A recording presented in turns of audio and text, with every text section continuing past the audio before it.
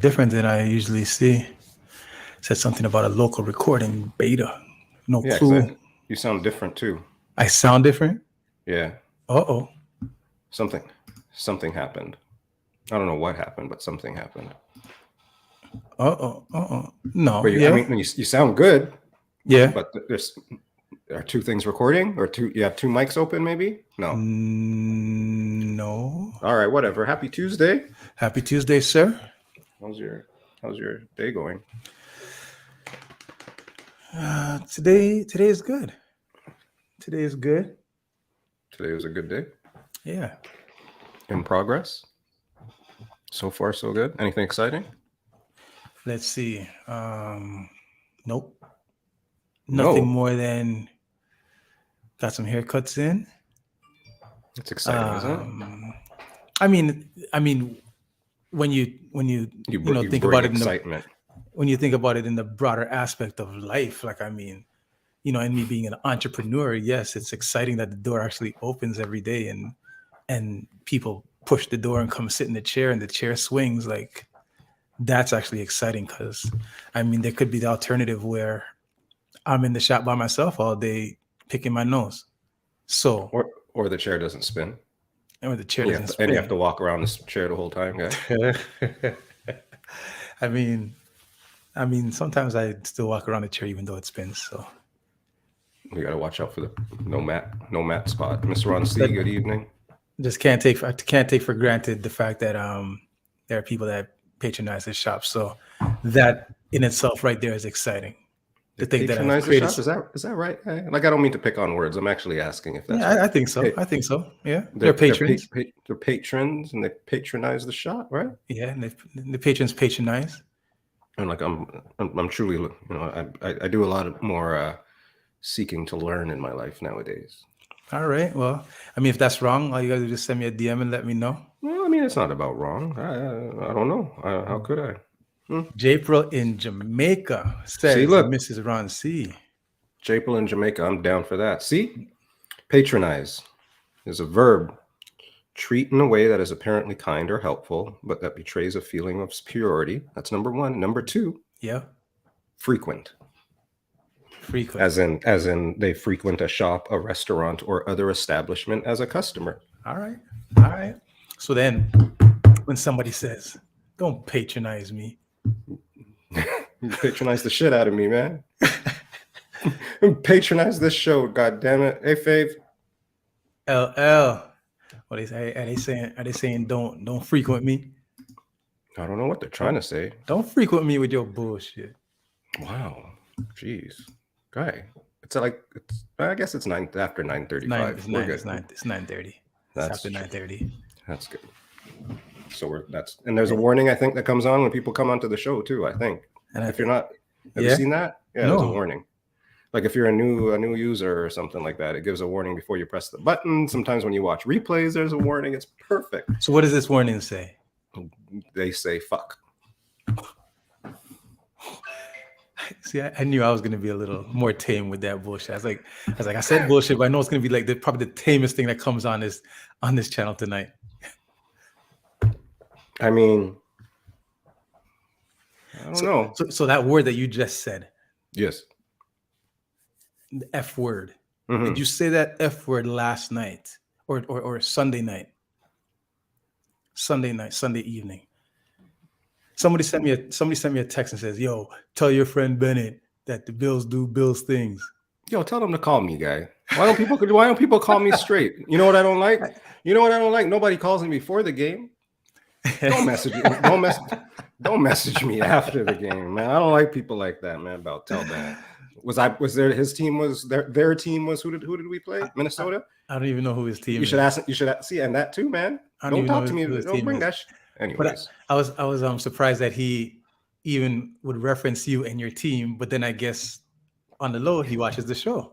So then he knows. So then he knows that you're a Bills man. DJ with you. Channel 9 in the house. Oh snap, yo. Wow. That was amazing. What's that? What happened? It's snowing on my phone. Yeah? Yeah. What? Huh? It won't do it now. Oh, there we go. Yeah, it snowed on my phone. I don't get what you mean. Live screen, some screen, and I picked it's my weather Okay. home I screen. got you. That's cool. And it's snowing. Channel 9, what up? Did I Technology. say that? Chico Singh. Good evening. Thank you for the raid. Music in the break room. Christian, Manny, and Cali. Good evening. What up with you? Cool it now. What up with you? Channel 9, thank you very much for the raid, sir. Thank you very much for the early warmings. Music in the break room with Channel 9 every Tuesday leading up to Pizza in the break room. You are a scholar and a gentleman, sir. Appreciate everything you do for us. Every single thing you do for us. We ride with 9. Channel 9 is going to be on DJ Honey Flow show. Is it tomorrow? Tomorrow 5 p.m.? Am I right? Channel 9, am I right with that? And a happy early birthday. When's Channel 9's birthday? Channel 9 birthday coming up too? Yeah, that sounds about right. Right. Yeah, he's a double bantam. Channel 9's a double bantam. So Channel 9 says yes. I think that's to answer your question. Is it tomorrow? Foxy G's in the break room. And Tadal's here. Did I say that? I'm yeah, you guys are killing me. They won double bantam. Better win double bantam. To that championship, that's right. Oh, you guys are hilarious. Yeah, Channel 9 was a double bantam, man. He was what you call the veteran leadership. Yeah. He was the muscle. He was the veteran leadership. Keep the young guys in line. He was the muscle guy. Trump's going for president, man. And there's a war, and war's starting today again. New war's going to start today too. Is it because they couldn't color in the lines over there? Yeah, with their bombs. Yeah, they sent it to D4 instead of D1. The other people are like, "Yo, we're not even playing, bro." Yeah, guy, it's wild. Wow. And then America's like, okay. That's all we needed to hear. You coloring outside the lines. Unfortunate situation. Bombs missing their targets and hitting a whole other country. But I'm saying, if there's war and there's bombs flying back and forth, and you live in a different country 6 kilometers away from the border, I'm like, you know what? I might have to get deeper into the country. You think, right? Like if they were bombing Buffalo, you're gonna move. You're saying, right? No, Buffalo, I feel kind of safe with that. But if they're bombing Scarborough, I'm out of here, man. I'm moving. Buffalo's close enough, guy. I'll move if it's Buffalo. Well, yeah. You can move if it's Buffalo. Well, I mean, it's right across the water. One of them things. You see those things just skip off the water right into Markham, guy. Man, you never know. It's unfortunate, right? Unfortunate. All right, so I mean, so it goes. So it goes. Oh Lord. Oh, it's warm. Is it warm? What's your heat on? What do you turn your heat to? So mine is in Fahrenheit. I don't understand it. Oh, it says 77. Help me out in the chat, people. What's 77 Fahrenheit? Denise, what is 77 Fahrenheit in Celsius? So Tadal's heat's at 22. What's your heat at, people? What do you people set your heat to? Because I'm a little warm in here. I just turned my heat up. What's 77? Carry the one.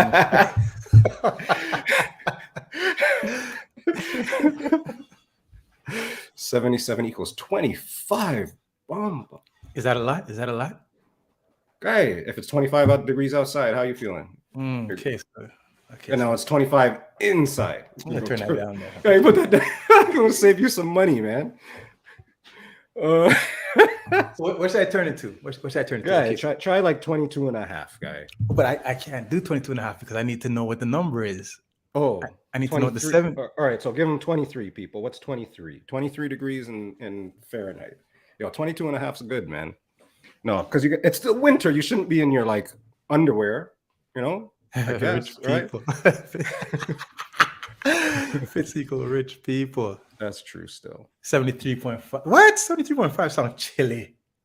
Try it, man. Just try it. 1 degree makes a difference. You save like What do we turn that? $47 on your bill a year. Turn it down a degree, yo. BK Sweetest Music. BK Sweetest Music. What do you have your heat at? In Celsius. No. I want to know in Fahrenheit. I want to know what BK Sweetest Music has her heat at in Fahrenheit. She is our Brooklyn counterpart. So she's operating in Fahrenheit. Cool it now. Oh, I was going to ask cool it now, but cool it now is like, man, I don't use heat. I'm in the hot. 93.5.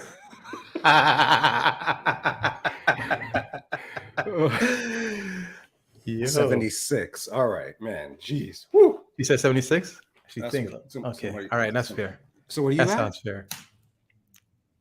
So she was at 76. I dropped mine down to 75. So that's a happy medium. All right. Cool. So, Man.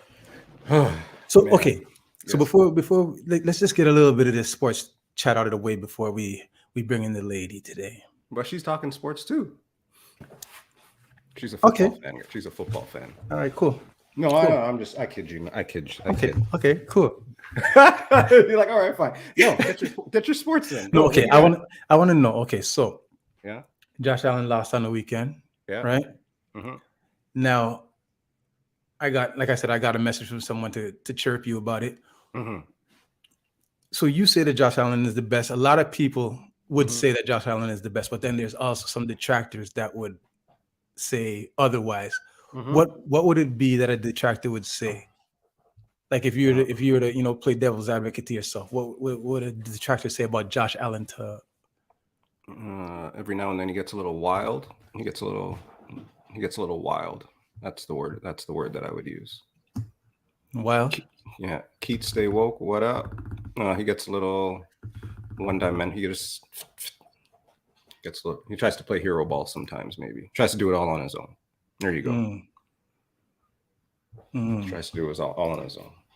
Keith Staywoke said Josh Allen looking like Brett Favre right now. He's a gunslinger. D1 Demas says Boucher with 20 points last night. I love that. You know what I also love? Canadian content. So Boucher is Canadian content, and the other Canadian content on the team, Delano Banton, he put in some work last night. What, 27-4-4 in 25 minutes with the start? Yeah. You gotta love that. You gotta love that. He played well, man. He was aggressive. You gotta love that. So You know what I'm okay. Over the summer, right? Mhm. There was a whole conversation about KD going to this team, KD going to that team, which team is KD going to? And in the shop, a lot of people were like, yo, KD should come to the Raptors and we should trade. And like, trade who?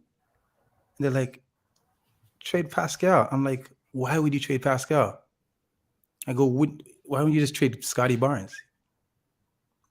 They're like, but Scotty Barnes is a star. I go, Pascal's a superstar. But then my whole thing behind that was, why would you trade Pascal? Because for the past couple of years, we know who Pascal is. Yes, Scotty Barnes won Rookie of the Year. Yeah, you talking about Pascal again, man? But we don't know who he is. We don't know who Scotty Barnes is. And now for the past 3 weeks, I'm not saying that he's going to be awful, but Scotty Barnes, where's he been, bro? Scotty Barnes has done nothing for the past 3 weeks, man. He needs to, if our guys are out, our starting guys are out, like Pascal and Gary Trent and Fred VanVleet, this should be Scotty Barnes' moment to like be dropping 30 points a game. He's at like 8 points, 10 points. Shame on you, man. Why shame on me? Shame Isn't on this isn't this his moment though? No. So when's his moment? When would his moment be? So you think Pascal will be doing what right now? If just to switch him. 30 points, 10 rebounds, 6 assists. Pascal would be doing that. It's tisk, man. What's that? It's a tisk. No, it's not tisk. I think Scotty Barnes, I don't think he's a bad player, but right now, like I said before, we know who Pascal is. We don't know who Scotty Barnes is. I think Scotty Barnes really need to. get it together, man, and show what that rookie of the year was all about. His moment will come. Don't worry. But we can't wait. We can't wait for his moment to come. This is the moment where none of the starters are there. He needs to step up and be that guy. Tisk guy. Tisk on Josh Allen. I mean, maybe.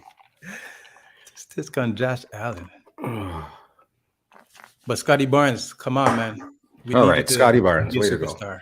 go. Way to go, man. We need to be a superstar. So bring it, bud. Bring it. That's what you want to talk sports about, man? Could sure. have done cold pizza on that guy. No, we can still do cold pizza, and we got a whole Friday to talk about it. All right. He's not upset, man. Don't be upset about it. I'm not upset. He's gonna be a star. You got people waiting, guy. We want people waiting to talk real estate and goddaughters. Don't guy. worry. I want to talk about goddaughters. You talk about your goddaughter and Scotty Barnes all at the same time. It's gonna be a twofer. All right, fine. All right. So introduce who we got coming in here. T-Dot. We have one of my dear besties, Marjorie Celis. She is a how many descriptive words can I use? She's a mother, a realtor. She's a B-Town wife. She's a Raptors fan. Apparently, we're going to remind her that she was a dancer and stuff like that. Oh, she's a dancer. Oh, yeah. Oh, she is. Wife to my bestie and mother to my goddaughter. Oh, dancer. Like dancer. No, not that kind of guy. Okay, my bad. Semi-professional guy. Remember? My bad. Today's one. We have to be semi-professional today. Yes. My bad. Dancer. Yes, dancer. Huh? But she's gonna come on. We're gonna talk about all that stuff. Right, Tadao, man. This is your boy. This guy's off his rocker today, Tadao, man. Holy. Love me, Guy, see, man. Press the button. We'll see Marjorie. All right. This is episode what now? Episode 70. Pizza in the break room. 70. Press the button, man. All right. We here now. We here. Yeah. Break room, y'all. Holla. Woo! Marj, I'm sorry about my friend here. Private dancer. But you know him. That's the thing. No, that's his eyes are like, you want me to do. Oh boy. Private. Okay, all right. Oh man. Welcome in. What an intro. Welcome I've been telling people this, man. We're here every Tuesday. Hi, Marj. Hi. How's it going? Excited to be here. Happy Tuesday. Don't mind Kingston. I love Thank you, Marj. Thank you for taking the time to join us today in episode 70. I love the number 7. It's meant to be. Is that like a thing for you? That's like your favorite number or anything like that? Totally. November 7. I won't say the year. Oh, right. Oh, you know. There's some 7s in that year. There's some 7s. There's a couple of 7s. Wait, today. 1770. Here, Marj, listen to this. This is a Facebook memory from today. Oh dear. Here we go. Jumped in a pool, fully clothed today, only for my homeboy and his newly minted wife. Wow. That's one of my things. So yesterday was Bahama's wedding? No, today was Bahama's wedding. Today's Bahama's wedding? 13th. Yeah. See? Does Facebook way back then, so you know. Look at that. Fully clothed. I've never jumped in a pool clothed before. Explain that Facebook memory post, please. Marjorie. So we got married in the Bahamas. You and Sean? It was one of my ideas to jump into the pool. They call it trash the dress. It was the rage. Okay. Right? Oh, yeah, I remember that. I remember those days. Yeah. But I don't know what happened. Along the way, the day went on. We're taking photos. And then all of a sudden, it was the whole wedding party. We jumped in that pool. We did it. Fully I clothed. lost, and there was a story that happened. Certain people might or may not believe it, but I lost my ring in the pool that day. We had to stop. What? Everybody had to get out of the pool. It was like everybody, and then By the rink, swimming. wild. It was wild. It was a wild week. That was Okay. wild. Yeah. So T-Dot, your suit was rental, or it was like you guys purchased the suits? It was purchased. But Oh, It was like pants and whatever, pants and shirt. okay. Yeah. Okay. Hmm. Okay. destination wedding, right? Mhm. No suits. Okay. Well, I got you. Yeah. Okay. Lots of stories from that week. Yeah. Flying lobster. Flying lobster tail. But what happens in the Bahamas stays in the Bahamas. Does it really Flying though? lobster Friends? tail. All right. Flying lobster tail. Does it really stay in the Bahamas though? Awesome wedding. It was an awesome wedding. It was good times. It was was fun. good times. 12 years. Holy. Yeah. 12 years. Holy. I know. So 12 years, and then so how long have I known you then? How much longer then? On top of 12 years, so how much longer? Another 10, another 5? No, I think it's another like 8 to 9. Yeah, right? Yeah. Oh. Long time. Y'all is grown folks. Long time. That is a very long time. Hmm. Oh, But that's good. time. Good times. Many of those, right? Many of those, many awesome times. And that's why it's, every time I get certain people on the show, I'm like, I'm so happy to have you on the show. But when I finally was like, Marj can be on the show. Marj has stuff to talk about. We can talk about Marj. Marj does stuff. Marj does wonderful stuff, right? I hope so. So hope Marj. Yeah. Stop. Cut the small talk. What about Scotty Barnes though? Oh, okay. Here we go. I need a drink. I need a drink. Hold on. Scotty Barnes. Listen. Tadal's going to kick him out soon. We've been fans for a long time, have we not? Yeah. What, like 1995? Yeah, we've been through it all. Skydome? Mm. Skydome? Mm. We gotta wait. I think we gotta wait. What do they call it? I don't know. Are we in a rebuilding phase? I don't know. What phase is this? I mean, teams without superstars would probably be considered like in a rebuilding phase, I guess. Yeah, but I don't even think like they're young, right? They're young. I think we need to give them time. Fair. But haven't we? If you're a Raptors fan, haven't you been waiting a long time? You've just been waiting. You know what was my okay? What's your best Raptor memory? Oh my gosh. Okay. So, well, I mean, they won. Mm-hmm. That's huge, right? I didn't think I would live to see the day. I'm not gonna lie. Like, I'm a fan, but It's true. like, it's hard. It's hard.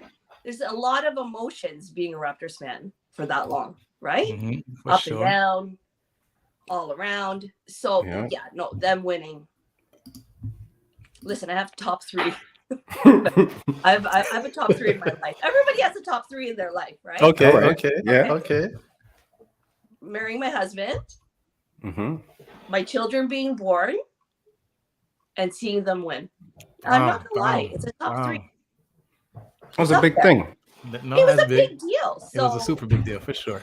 It was a big deal, and I cried. I cried a lot during those playoffs. Playoffs were emotional, right? It was emotional, right? You know what's funny is that right now as we're speaking, I'm remembering that I actually watched the game at your house. And I was crying my eyes out. Now that I'm thinking about it, I was in your place watching the game. That's crazy. Which game? Like the final, the last game? Like when the last bucket, the last basket, the championship, like all that stuff. I was at their house. See how the universe works, guy? I didn't even know. See that? But I do have a good. See, all your foo chat was all set up. I see you. No, good job, man. I mean, good job, man. If you get to know me, you'll realize that it's all amazing stuff happens by accident with me. There's a method to the madness. So that's a moment. But I also have a really fun Raptor moment. Uh-oh. So weird. I was in the Bahamas for another wedding in 2000. Okay. Baller. We were at the Atlantis. There were about, I don't know. We weren't staying at the Atlantis, okay?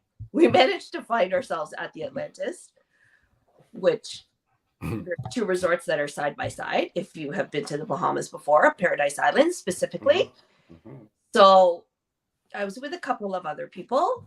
We were walking at the Atlantis and I see a guy, hat down, very tall guy. And I turned around to who I was with and I said, I'm sorry, that's Charles Oakley. And I ran to the man. I said, Mr. Oakley?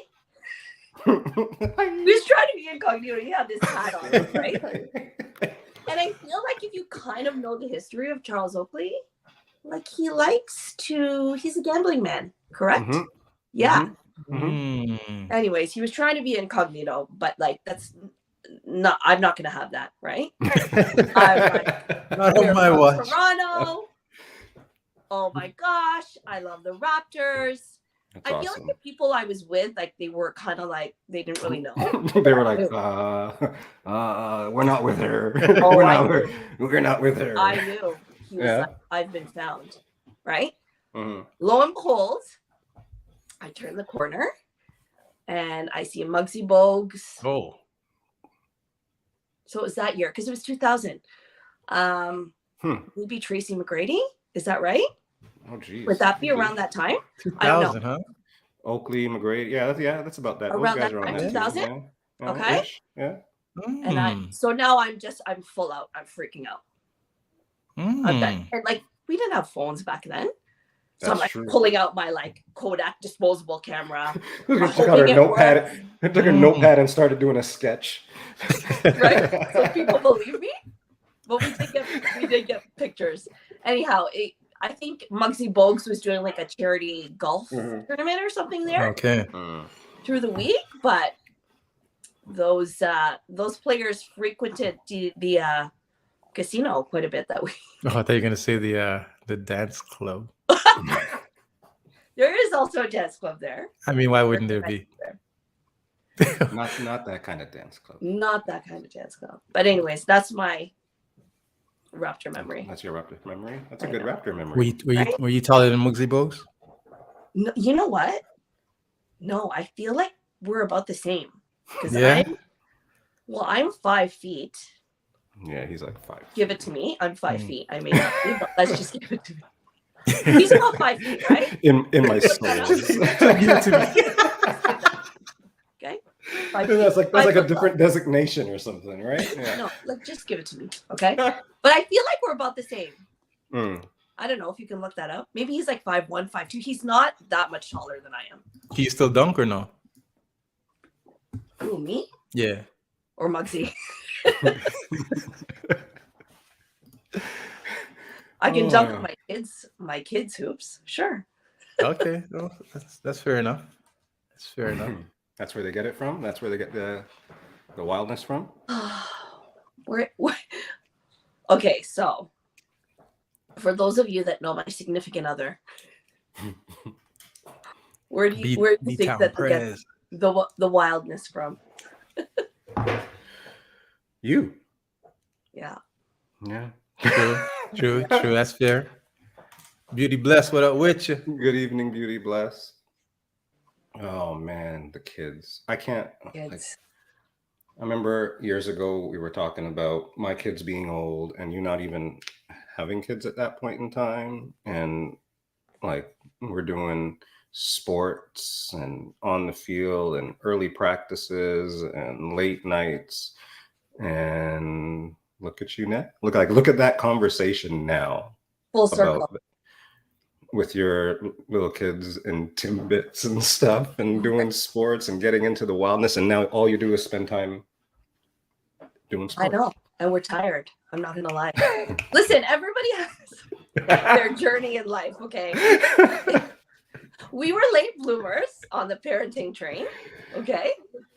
which is fine. I wouldn't change a thing. Mm-hmm. But I'm tired. I'm tired.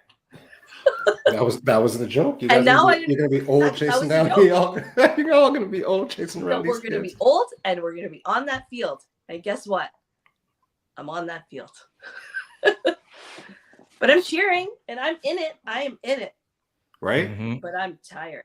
There's no other way to get there. There's no other way to do it. There is no other way. No other way. It's fun. Like you get it now. Now you understand. I guess it's crazy, right? I get it. And like as a sports fan, and as a competitive person, like you get into it. Mm. Like I never really understood like this soccer mom thing. Mm-hmm. Yeah. Wait till you play Woodbridge. Oh, we have. Oh yeah? Yeah, we actually played them on the weekend too. You guys get into a fight or no? There was a game last summer. Okay. Yeah, no, the ref stopped. They had to come talk to you? They had to come talk to you? No, not us. Like the other parents Mm. on the other side. I think it was Vaughn or Woodbridge. I can't remember. Let's put it into perspective. Must be something in the water over there, man. Let's put it into perspective. My daughter is 8. It must be something in the water over there. They don't care. No. No, that's about right. Right? That's about right. That's when the parents start getting crazy because now it's the kids are going to the league and stuff still, right? Everybody's kids going there, man. Everybody's kids got the dream at this point. Yeah. It's a lot of dreams, but I mean, I love it. Like I love it. I love that she's found something that she loves. Mm-hmm. You know, because especially for girls, I feel like it's different for girls, right? Like, and sports, like there's so much more than just athleticism and playing the sport. Like it's confidence, right? Self-esteem. It's a little social, all that good stuff, right? Yeah, everything. Yeah. Mm-hmm. Competitiveness. It's so many things. So as long as she wants to do it, we're there. Yeah. 407 and everything. So much 407. You know? See, I know you guys are shaking your heads. So much 407. Oh man, it's the circuit, summer circuit, and there's a winter circuit. They get to an age and then it's year round. Yeah, that's what we're at right now. It's year round. At 8, it's year round. Is that right? Right now, she's in the dome on that turf like 3 days a week plus a game day. So that's 4. So we had a little injury last night. A little injury last night. And I texted the coach. I said, you know, can you just give me like some background of what happened so then I can tell our physiotherapist or whatnot. And he said, well, they were shooting, they were striking, whatever. And on her left, so she was just, I guess she was just lacing them. So her coach saw it happen. So he said, I think he goes, you have it looked at because it's probably a little bit of a tear. So I told Jeff, I said, okay, I'm going to bring her in tomorrow because she's limping. So then the next text from the coach is, you know, listen, I know practice is tomorrow. I'm not opposed to having her sit out. I need her on Saturday. Load management. Jeff, load management, yes. The goddaughter's on load management. Are we living with Kahwi? I said, we're living with Kahwi. Load management at 8-year-old. Living with a 7-year-old Kahwi. All right.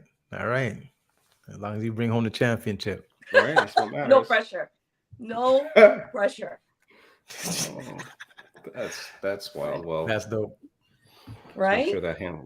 We gotta ice up that hammy. What was that? Ice heat. We gotta get it to the masseuse. All that good stuff.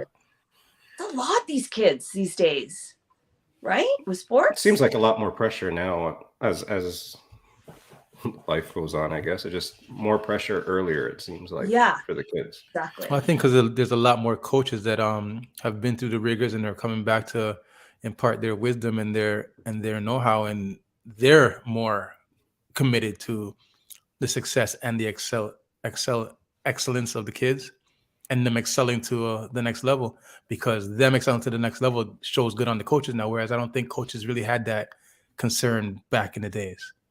Yeah. Right. But a kid does good now, it shows good for the coach, which helps highlight their programs that they got going on. Well, I guess So- back in the day, there was just less programs too. So that one or two coaches just ran Toronto, Everything, for yeah. example. Right. Right. Now there's Right. like 20 coaches, and now you got to vie for your team. It's like in Hamilton, there's like, now there used to be 3 basketball teams. Now there's like 7 basketball teams, right? So as that's happening too. So you're right. More coaches are coming back and trying to put in, but it's also that piece. I think it's harder to make that impact a little bit. So they are trying harder from that perspective. So I think that definitely makes sense. Yeah, for sure. And I love it. Like, I don't know. For Jeff and I, there was no question that, let them try a bunch of things. What sticks, right? So, we're competitive people. Are you, Marj? Can what in your background might make you competitive, Marj? Like, what did you do back in the day that made you so competitive? I was a dancer. Oh my Competitive, God. like dancer, like dance, Yes. go to clubs, go to shows, go to like, not that type of dancer fits. No, Okay. Points and stuff. You got to get points. not that type. Stuff like that. Okay. Yeah. How long did you dance? Yeah, so like I was 6 when I started competing, and that was it. From 6 to 17, I competed in dance. It's a pretty big deal now. Still, even I would say it's a bigger deal now. The dance world. Would it be racially insensitive if I asked you if you're competing in hula dancing? It is not racially insensitive. That is quite accurate. However, Oh yeah? it was not hula. It's accurate to think that it would be hula. Very accurate. Okay. However, That's the part. This was not. This is like that's jazz, the part. ballet, tap. Like tap, like challenge, like that stuff. You're like What you did this. I did not. Do that. You didn't do it? No, Hey. I didn't. I was like the only little Filipino girl who never did hula. Yeah? I know. Good for you. I didn't grow up in Scarborough. Up against the flow. Good for you. Where'd you grow up? No, it wasn't up against the flow. It was my dad was like, I'm not driving you anywhere else. No 407. I'm paying one bill and you're not going anywhere else. That's it. You pick one thing and you stick with it. Did you want a hula though? I did. I did so badly. Stop it. So badly. No, because I remember in the grade 8 in grade school there was a talent show, and the Filipino girl she did a hula. I'm like, "You're Hawaiian?" She goes, "No, Filipino. This is what we do." And I'm like, "Okay." But So every time I saw a Filipino girl dancing, I was like, "You do hula?" She's like, "Yeah." But they all did. They really all did. Especially if you were from Scarborough, they all did. So it's a Scarborough Filipino thing. Scarborough things. Yeah. Ms. Ronsi did not hula. It's because it's a Scarborough thing. It's not a Montreal thing. True that. See? It's a Scarborough thing. So who was the Scarborough people taking your money then? Who? What do you mean? No, taking the Who's the hula racketeer? who was running the hula in It's Scarborough? still like a thing. Is it? Yes, it's still a thing. You know what I just saw on whatever the gram that I hadn't seen since like grade school is the with the bamboo sticks or whatever, that thing, and you dance in the sticks and stuff. What's That's What that? is on your algorithm? Right. Wait, but Marj, you know what I'm talking about, I right? know exactly what you're What talking is Yes. that? What is that? What It's is like a that? traditional Filipino dance. But Yeah. like, what's on your algorithm? Yeah, you take that and so somebody's on that side, you do the ta ta, and then there's more people, and then somebody dances inside it. And while the people are doing the tap, it's like But double listen, dutch for I'm Filipino gonna- people. This is like okay. Oh Don't my mind. But god! listen, if you think about it, okay? Yeah. You get the Right. ADL on you, boy. Who are some of the best dancers that you know? They're Filipino. Yeah, yeah. Jabberwockies for sure. See? They're Filipino. They are. Yes. So talented. They're good. They like karaoke and they like to dance. Yeah, yeah, yeah, yeah. Yeah. Is Bruno Mars Filipino? Yes, half. What's the other half? Luau? I don't know. I'm not sure. I might have to fact check that.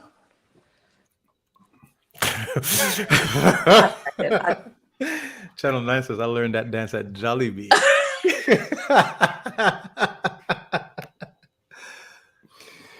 Oh my goodness. And a fact check He's on Bruno Mars, Hawaiian. he's Hawaiian. Yes, Who's Filipino that? and I Hawaii. thought he was Filipino. Bruno? But is he Filipino Hawaiian? He might be A lot of Filipino Hawaiian. Filipinos from Hawaii. We'll give it to you like the 5 foot for sure. We'll give it to you. Hawaiians. Oh my gosh. ADL. Oh, we don't. Oh, Hawaiians man. are Filipino. You know. It's some Kanye stuff right there, Mrs. Ron. So you better be careful, Mr. Ron. Yeah, be careful, man. It's a sensitive time. Watch out here. It's a sensitive time. All right. Might lose your employment, lady. You be careful. Oh my goodness. Jesus. Oh, And that was in there. Are we allowed to say this? Oh, there Or it is is. this Okay. Pacific Islanders. Are we allowed to say that? Is that appropriate? Yes. This is the I last think place I to be also looking for believe appropriateness. Southeast Asian. Okay. Oh yeah. All right. That's a good one. DJ Yo, Channel this- 9 said, They a ran good this back one. the other day. Go on. ask Marj about cash cab appearance. Oh man. What is this? You know the Tell us cash all about- cab? I do know the cash cab. I was in it. That strip club that's moving strip club.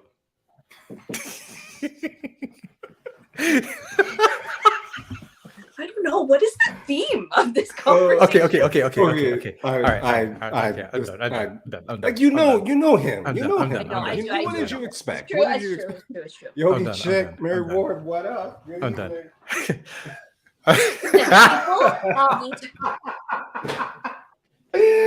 Oh my goodness. What are you doing in the cash cab, yo? Okay. All right. Oh.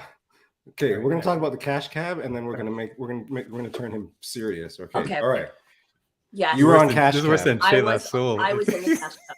Okay. Now a week prior to this, okay, we were at a random bar, B Town. I don't even know. And we were talking about, if I was in the cash cab, I'd kill it in the cash cab. I don't understand why people can't answer those questions in the cash cab. Whatever, on and on. Specifically with a certain person. His name is Darwin. And he was like, I know, Marj, like, we would kill it in the cash cab. Like, whatever. I don't understand. Like, those people don't get it. 7 days later, okay? I go out to dinner with We're living in the two Matrix, girlfriends. man. I know. I think I live in the Matrix. 3 days later, 7 days later, I'm out with 3 girlfriends for dinner. They say to me, she says to me, this production company came up to me and said that, like, if we wanted to do like a TV review for dinner, they're going to put us in a cab and send us to this restaurant. We're like, okay, like free dinner? Sure. Like, let's go. They send us in a cab. We get in the cab. Ding, ding, ding, ding, ding, ding, ding, ding, ding. So when you got in the cab, you didn't know? Like as soon as you got in No the cab, idea. was it like, no, okay, yeah, all right. Lights, everything. Wow. And I'm sitting in the chair where you have to answer the questions. Wow. You spoke it into Freaked out. existence. We freaked out. We lost. You lost. We lost, but we were funny. Oh my God. I don't know if they were laughing at us or with us. I don't know. That was a good They'll episode. play this episode. They play that episode to this day. Yeah, I think I saw it. Well, like sometime during the pandemic I at don't the know. very least. So I'll say fairly recently I saw that episode. So I get in this cash cab and they said, each of you have your person to call. So naturally, who am I gonna call? You should have called me. I'm a trivia guy. I watch a lot of Jeopardy. Who am I gonna call? Next time you're in the cash cab, you call me, man. Well, now I know. So anyway, so you're not allowed to tell them. So when you call your person, it's before, like, they'll get your reaction, then they stop filming. It's TV, right? So it's like stop and go. So they're like, okay, call your person, but you can't tell them what's going on. Okay. So I call my person. We know who my person is. Darwin, obviously. No, not Darwin. Should have called Darwin. Last week, like, I mean, come on. Like, do you remember the question that you called him on? No, I didn't call them on a question. I called them because they have to be ready. Okay. Oh, I call them and I'm like, hi, honey. Listen, I'm fine. I'm safe. But you need to be by your phone. Honey, we spoke about this last week. At the bar with Juice Bug and B-Town. So I'm hoping like it's going to click, right? Yeah. So he knows to like maybe like get the computer out or something, right? He's like, what's happening? Are you okay? Is everything okay? What? Are you okay? What's happening? I said, what are you doing? He goes, I know your brother's over and, you know, I don't know. J class. Yeah. I hang up. I said, don't use me. Don't use me, ladies. He's like, fuck this guy. Fuck this guy. Right? What are you doing? My brother's over. They're hanging out. She's like, I'm on my own. I'm on my own. Ladies, let's call your people. Darwin. Didn't so click. you came out. What did you guys come out with? Like $10? They're like a gift certificate? Nothing. $0? So they kick you out, right? After. And they put you in a real cab. They kick you out. They're like, you lost. They made you guys pay. No. They put us in a real cab and they were like, you didn't win enough money. You have to pay for their dinner. Like, you guys are dumb. You guys have to pay. You guys have to pay for gas. Oh, so that's wild. Yeah. Cash cab. So was it fun watching the replay on TV? That was my point. Now I understand. You get nervous in there. The lights, it's hot. There's no air conditioning. Like the guy's like, you get scared. You get nervous. Oh my gosh, I'm on TV. And like the cameras are in that back of the headrest or whatever. Yeah. Yeah. And you just freak out. You know what I mean? So I get it now. I understand. But it takes a special somebody to perform under pressure in front of the lights. It does. Right. But you're that somebody now for sure, though, right? Like, I think so. You're seasoned. You could perform under pressure, live online in front of people and interact and. Yeah, no, for sure. Yeah, I think look at you. That's that's my training, my dance training. Oh yeah, dance. Okay, right. Right. I lose focus sometimes. Yeah. I think it's a big deal to be able to perform under pressure. This is true. Right. But what was the best thing about dancing? What do you remember about dancing?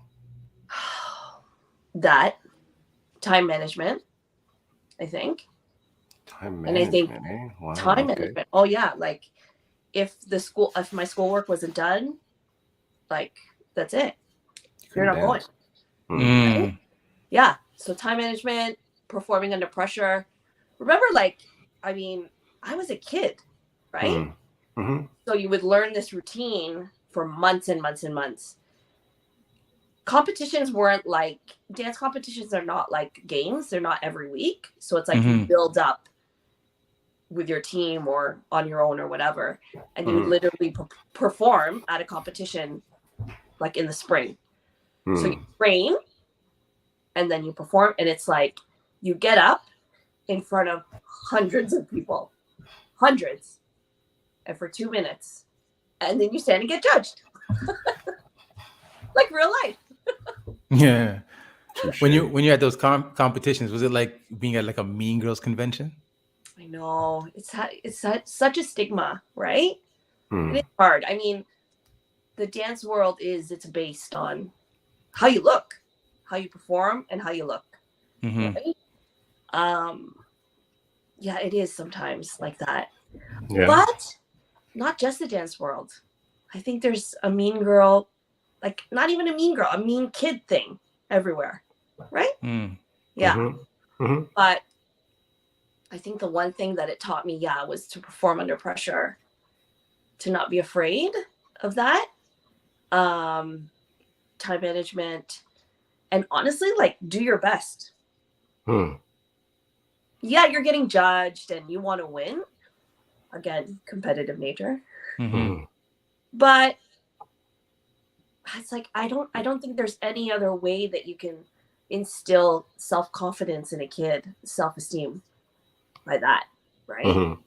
Like, go do your best, perform, and hey, you know what? If it doesn't happen now, keep going. Right. Try again. And you taught dancing too, right? And then and then I ended up teaching for another 10 years. How was that? How's that different? So being a dancer and teaching dancers, how's that different? I think, like with anything, if you have a talent and you're going to share it, okay, you can share it. Okay, you're talented at something. But at the end of the day, it's people management, right? But kids, I taught kids. So I taught kids and I had to deal with parents. So yeah, kid and parents are the fun part. I was hoping that teaching would prepare me when I became a real parent. For being a parent. Nothing prepared me for being a real parent. Nothing prepares you. So yeah, I mean, I taught some of these kids, and I think for me it was like, yeah, you do want to win, right? Of course you want to win. I think in any sport, in anything where you compete, you want to win, but it's about how you get there, right? I never wanted these girls to feel like less than, right? I never wanted these girls to feel like I don't look okay, right? Or it's all based on that. So I think for me, it was more so like lessons for me. And I still see these girls to this day, right? So, and a lot of them said, oh my gosh, I was so afraid of you. Oh, yeah?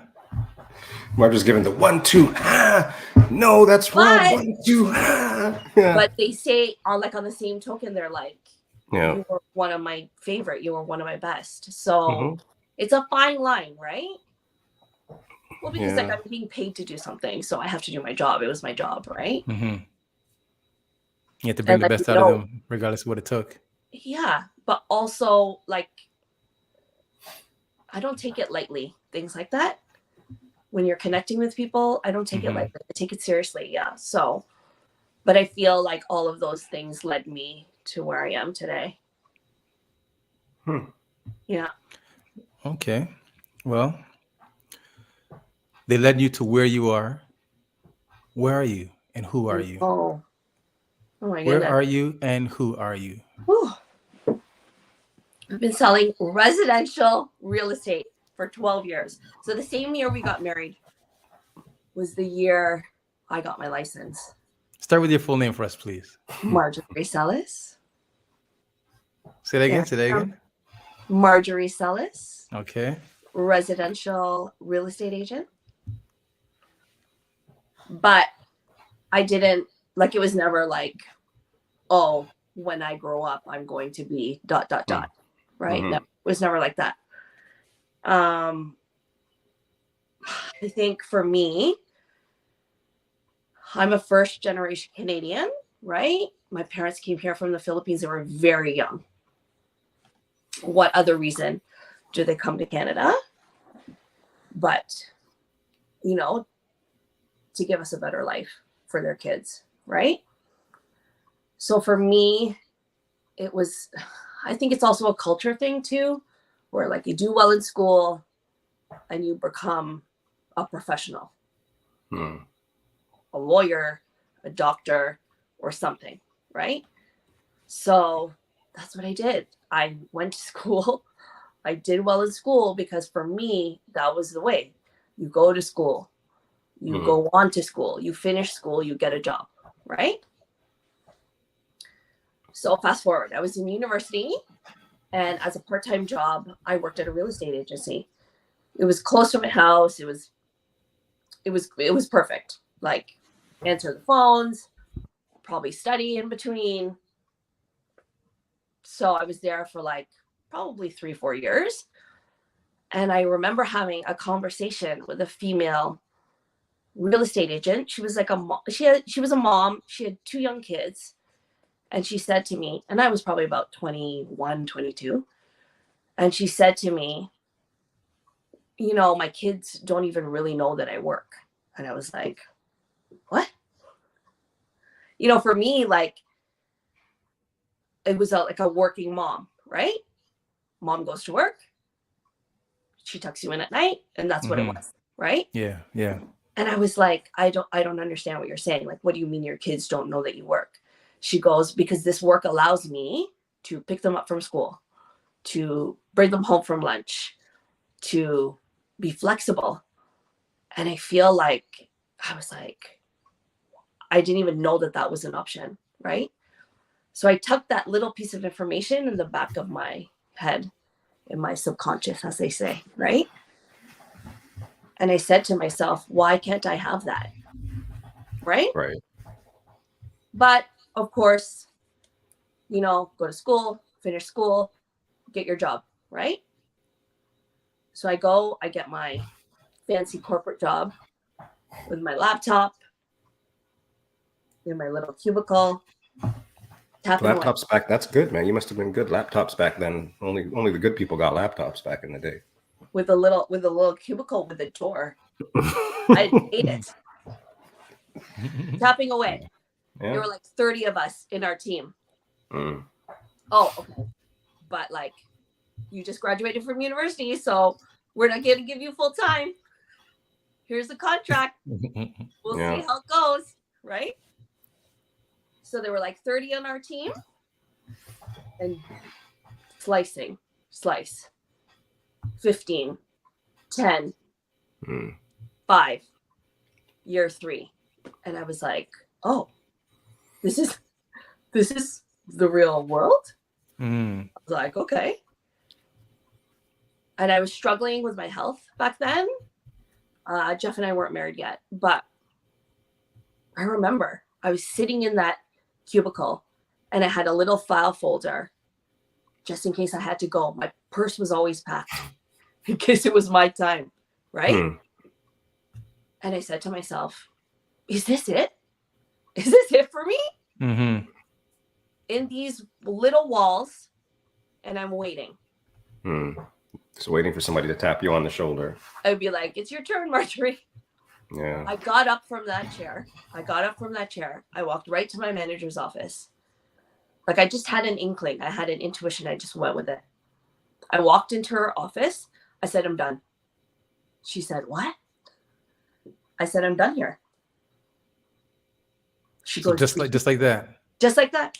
She goes, did you think about that this morning? I go, nope. She goes, do you have a plan? I said, nope. She looked me in my eye and she said, good for you. She said, whatever you need from me, I will give to you. Yeah. Recommendation, referral, letter, anything. So wow. I packed my stuff. I got in my car, driving home, bawling my eyes out, bawling. What did I do? That wasn't a good idea. I get home. Jeff was there and he says, good, finally, you did it. He goes, now you can get your real estate license. So he knew that real estate was something that you wanted to venture into. I tucked it in the back of my mind. Right? So he was in the back of your mind all this time? Oh, the whole time. Maybe like 5-6 years. Because I feel like you have a dream sometimes. Yeah. And it's scary, right? It's scary. Absolutely. Because you know that's what you want to do. Yeah. What's comfortable, right? That was comfortable. It was comfortable in those 4 walls. Right. You know, it was somewhat stable, but you know, I didn't have to put myself out there. So being in real estate is like 100% me, right? I think like any business owner, it's scary, right? Mm-hmm. So yeah, I tucked that dream away, and Jeff was like, this is what you're meant to do, and here I am. What a good man, that guy. Good man. Oh, that's a good guy right there. Yeah, okay, but he didn't come for the cash cap. I mean, I know, when we balance it all out in the grand scheme of things, it's better there, right? So, what are you calling me for? What do you want? But you know what? That's funny. First time chatter is Corklops. Is that what I'm seeing there? And yes, YouTube will have the majority of our episodes that have happened fairly recently. Right, the last since 25 is on YouTube, right? It's holy shit. Since number 25 was the first one on YouTube, or the first live one. No, the first live one. Sorry, first live Twitch on one, YouTube, the first Twitch one. All 70 episodes are on YouTube. Or all 69 at least. That's what she said. But big up to Smitty Jones, M. Lewis. Saw you come in a little while ago. What happened? One an episode at the very least. Chela Soul's here, everybody. And while Chela Soul is here,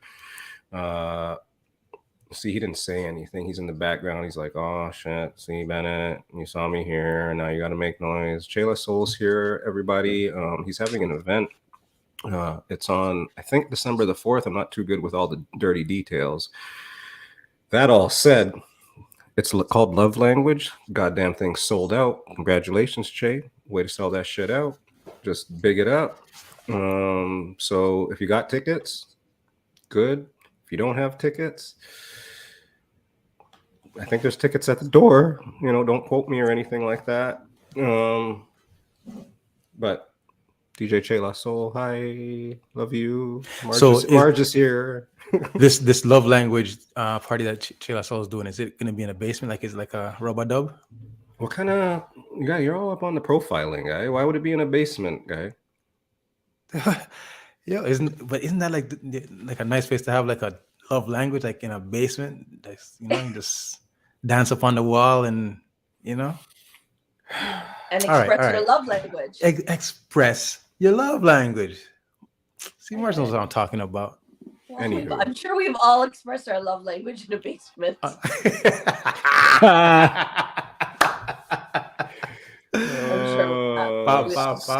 Speaking of basements, right? That's hilarious. Anywho, DJ Che La Soul, DJ starting from scratch, love language, December 4th. Holler, holler, holler.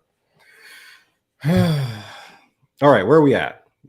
Wait, anything? Wait, did we miss anything else, Fitz? I feel like we missed to say something. Is there anything we're supposed to say? I mean, unless you're gonna talk about Pascal, but we can say that for later. Or Trey Young. Marjorie. So yeah. when I reached out to you to finally say, hey, why the hell haven't you been on our show? Right. You had posted some stuff recently. And you know, I call it a rebrand. I don't know what it is exactly, but what is this all about? What have you done recently that's changed from just, it's because before to me you were a realtor and now it seems a little, I mean, you're still a realtor, but it seems like you're on a different tip. I feel like I'm 12 years into this business and there's apparently there's, I don't know, 70,000 realtors in Toronto. So one in like 50 or 70 realtor, 1 in 50 people is a realtor. So do you have to be different? Absolutely. Right? I mean, I know the business, like I know all the tangibles about a home, about, you know, this and that. I know all of that, right? Like that's experience, that's time in the business. But I feel like just recently, like, why am I love this business. It's my passion, right? But how can I help people, right? How can I help people and what is going to differentiate me? And because like my background is teaching, right? I love to educate people, you know? I love to teach people. So for me, it's like, I'm going to be authentic. I'm going to be authentic in my content. I'm going to tell you like it is. I'm going to tell you what you need to know. And if you vibe with me, you vibe with me, right? I feel like it's like my whole 2022, yo. It's like my whole 22 has been you vibe with me. Sorry, don't mean to interrupt. I'm just talking about myself for a second. Well, no, I mean, I feel like it's a theme, right? Theme. But I think, and I feel like Jay, you can also relate that, you know, I want to work with my ideal client, right? So who's my ideal client, right? I narrowed that down, you know? Yeah, you want everybody to come to your shop, sure. But do you really want everybody to come to your shop? Right? Yeah. You know? So who's your ideal client? Right? Who's your ideal client? My ideal client is usually families. My job, I always find myself in, you know, people usually come to me when they're in big transitions in their life, right? They're getting married, have a baby, they have young kids, they need to move on. So for me, I love to work with families, right? Because that's where I am in my life, right? I mean, I love to help everybody, really, that wants to use real estate as a vehicle to something better, right? That's the tagline, right? Is helping you elevate your life through real estate. 100%. So whether you're a family, you know, you need more space. Sure, your kids are growing. But guess what? We live in Toronto, and that investment can be something that you can take on with you and give to your kids later on. That's life-changing, right? Right. Or how about somebody who is like, Marjorie, I'm thinking about investing, right? Okay, so I ask them why. Why do you want to invest? Right. Because my theory is you buy and you hold, right? Let's use that as a retirement vehicle, right? Like I'm self-employed. I don't have a pension, right? I don't have something like that, you know? So again, that's life-changing, right? An investment, that's passive income. That's life-changing. So I don't take it lightly. So you have your ideal clients that you say that you have. What means, like, how do you find your clients? I know. I mean, again, I think putting myself out there authentically in content. I'm deep into the content, right? Wicked. Like traditionally for real estate, you know, it's like cold calling, door knocking, right? Billboards. But like, that's not me. Right? I can reach so many more people through social media. Not everybody's going to love me. Right. Fine. But the beauty about it is like, it's free and you can leverage it, right? So my whole thing is I'm going to create content that is authentic to me and that will resonate with other people, right? So it's a wild time, the internet. Yeah, absolutely. Wild. Like, I believe, like what you say right there is, it's a super smart move to kind of use the social media to kind of, you know, introduce your authenticity to the wide range of people that are available to see you, and use that to leverage it to get yourself some clients. Because again, if somebody comes to you now through your social media, you know that they're coming to you because they love who it is that they see and they want to be involved with that. Yeah. So yeah, I rate it. I definitely feel like anybody, like I might have said this before. If I haven't said it before, then I'm saying it now. Anybody who has any type of business. Yeah. 100%. If you're not using social media to your full advantage, it's a no-no. Yeah. You have to. It only makes sense. Yeah. It Well, I only mean, makes sense. yeah, no, it only makes sense. And like, it's free, right? Hmm. Like those bus ads or any ads, those are expensive. Like Fitz, you know, they're not cheap, right? But social media is free and it gets you right in front of who you want to get in front of, right? So, yeah, I've had to learn it. I mean, like anything, right? So here's the thing. I think people take it for granted that we have social media available to us because, Yeah.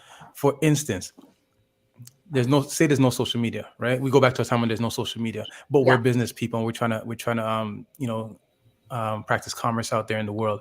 Now we want to get clients. We want to introduce what we do to people out there in the world. What do we got to do? We got to go and buy ads in newspapers. We got to go buy ads on the radio. We got to go buy ads on television. Yes. So for us to even like get in front of people, it's going to cost us already. Yeah. But it's like we've taken for granted the fact that we have a medium right here that is absolutely free, and we just don't use it. Yeah. Right. We don't use it because like for whatever other reason why you feel like you don't want to use it. You know what I mean? Like, and honestly, it makes no sense. You have to. Yeah. And I was afraid to use it. I'm not going to lie. I was even like up until 7 months ago. It's hard to put yourself out there. It's not easy, right? So it's hard. But guess what? I put myself out there and somebody is consuming my content and they're like, they want to work with me. That's one person I didn't have before. Right?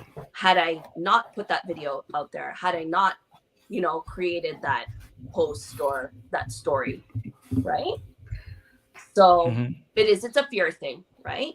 And I get it out there, but overcome and there's no stopping me now. That's good. No, that's good. No, that is awesome. Are there, so, I mean, social media, obviously the internet, obviously, are there any other big changes that have happened since the time that you've been in the industry that are like, maybe not as groundbreaking but from an insider that's big? I mean, it's a tough time right now in the economy. That's not a secret, right? Interest rates are at an all-time high. I think it's a scary time for people. I totally recognize that. But for me now, it's a little bit slower. So, I could sit at home and be like, oh my gosh, business is so slow and it's so tough out there. But this is like my time to refine my business, right? Yeah. So for when it comes, I'm ready, So I've invested into my business in a time when like it's slow, like it is slow, again, me being authentic. I mean, I had an amazing year in 2022 and now in 2021 and now this year is completely different. But you got to reframe it, right? Like any business owner, like how am I going to come through this on the other side and be better? So I'm using this time now to, get back to my values, my integrity. Again, I don't take it lightly when I meet my clients at certain points in their life, refining my systems. And again, I think the bottom line is like, you have a dream, right? If you keep pushing that dream down, then what? Right? You'll never get there. Yeah. So what I want for myself is what I want for my clients. I think that's the bottom line. Yeah, I find people limit themselves sometimes. They have just like, they don't have an idea of what is actually out there and they're capable of, or what could happen, those types of things. So I think limiting beliefs kills a lot of things. So we talked about that on the show a lot, is that. So yeah, it's important to at least understand it at the very least, I guess. Yeah. So what do you think so people come, they find you, what is like the biggest, when you hear these folks say something to you that's just always wrong? Is there like this big misconception when getting into real estate or when they're coming to you about stuff? Yeah, I mean, we do have a stigma, right? Like that we're just money driven and we're like this glamorous life like they have on certain television shows, and that's not it. Like any business owner, right? Like it's tough, you know? I think right now the biggest misconception, especially at this time in the economy, is that it's so expensive to live in Toronto. I can never be a homeowner. I can never, right? Right. Yeah. Okay, So, do tell. So my whole thing is numbers are numbers, right? So Right. I'm going to meet you where you're at. Okay. You may not be able to be a homeowner tomorrow, but like, let's have a plan, you know? So I say gather like a money team. I know it sounds crazy, right? But who's going to be on your money team? Right? If your goal is to own real estate, then guess who needs to be on your money team? Your accountant, right? Like you can ask a mortgage broker, right? Because Everybody type money team in the chat. Money team in the chat. Money team, right? So if that's your goal, then those are the people that you need to have leading up to that, right? A money team, you know? But I will meet you where you're at, okay? Maybe you still have debt. Maybe you still are working on saving. It's not a short game. It's a long game, right? But I'm not going to know what your goal is unless you don't come to me, right? So again, I'm here for the long haul for my clients, and I think that's what differentiates the stigma about realtors, right? That we're just in it quick. We're in and out. We just want the numbers. We want the money. But that's not what I'm here for, right? Like I said, I want for you what I want for myself, right?